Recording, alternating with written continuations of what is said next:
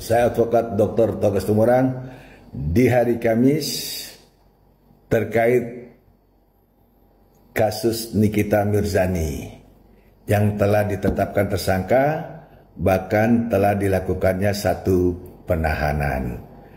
Kita lihat kasus ini sebenarnya sangat-sangat mudah dan sangat-sangat tidak perlu menguras energi berlebihan, di mana kita tahu ini awalan Nikita Mirzani memberikan suatu edukasi atau informasi satu produk yang memang tidak layak, namun akhirnya orang tersebut meminta bantuan dan meminta tolong, dan akibat dari perbuatan permintaan tolong tersebut adanya satu permintaan, karena ada orang yang meminta, otomatis adanya permintaan.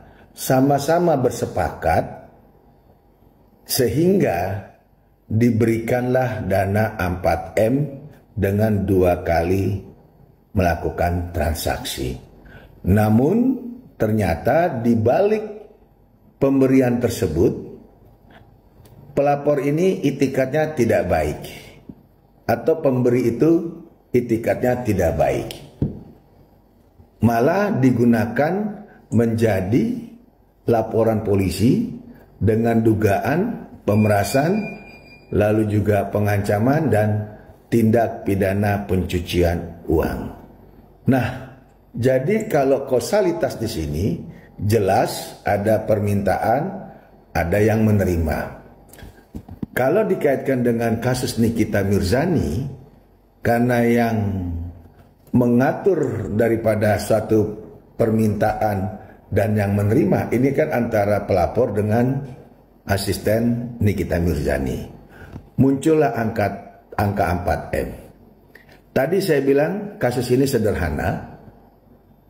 Semoga Nikita Mirzani mengambil sikap, yaitu menyerahkan kembali uang kalau memang itu ada, yang sebesar 4M tersebut.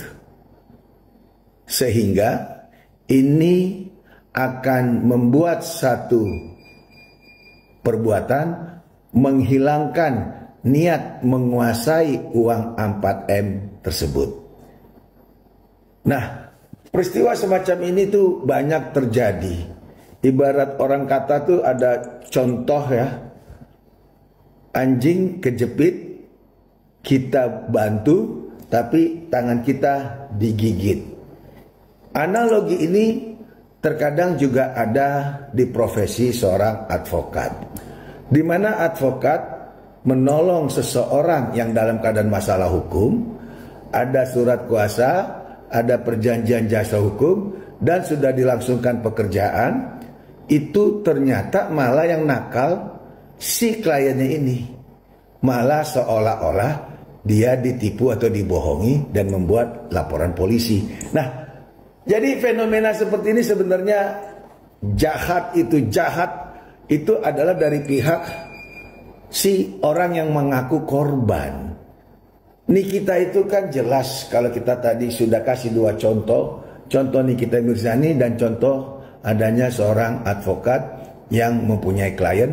Contoh Nikita Mirzani dengan orang yang ingin produknya tidak digembar-gemborkan ke publik, sehingga berusaha menutup daripada mulut Nikita Mirzani melalui asistennya. Nah, ini siapa aja bisa terjadi. Jadi bukan hal yang memang naif. Justru yang kita pertanyakan sang pelapor itu, kenapa dia melakukan dugaan yang memang mengakibatkan Nikita Mirzani dituduh melakukan pemerasan, pengancaman, TPPO. 4M besar sekali, dan itu harus didalami oleh pihak penyidik. Maksud tujuan si pelapor menyerahkan uang tersebut. Namun di balik itu pura-pura sebagai korban pemerasan. Wow, nggak habis pikir. Karena pidana itu bisa dipidana kalau memang ada mens rea. Tapi kalau seorang Nikita itu memang dia sering membantu masyarakat untuk mengedukasi agar tidak terjebak satu produk kosmetik, itu kan bagus, baik. Artinya kalau memang kita benar, kenapa kita harus takut? Jadi terkait masalah Nikita Mirzani sebenarnya bisa diselesaikan. Kembalikan uang 4M tersebut yang dikatakan bahwa ada pemerasan sebesar 4M. Itu akan membuktikan bahwa tidak ada niat untuk menguasai dana tersebut. Kita pun masyarakat wajib hati-hati kalau nolong orang lain. Jangan nolong tapi malah tangan kita yang digigit. Itu namanya binatang. Salam, Tuhan Yesus memberkati. Saya advokat Dr. Togar Situmorang. Terkait berita terakhir hari ini, Nikita Mirzani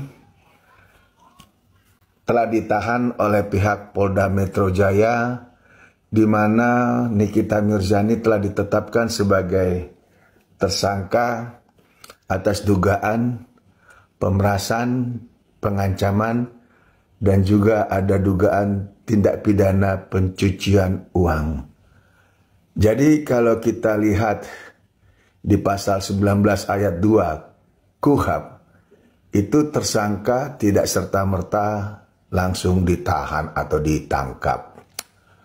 Nah, di sini kalau sampai ditahan atau ditangkap berarti ada keraguan dari penyidik atas adanya tersangka yang memang bisa diduga itu akan mengganggu jalannya proses yang telah dilaporkan oleh pihak pelapor. Nah, dengan telah ditahannya Nikita Mirzani oleh pihak Polda Metro Jaya, ini akan mempercepat proses daripada kasus ini untuk bisa segera disidangkan. Karena penetapan tersangka dan juga adanya penahanan itu berlaku selama 20 hari ke depan.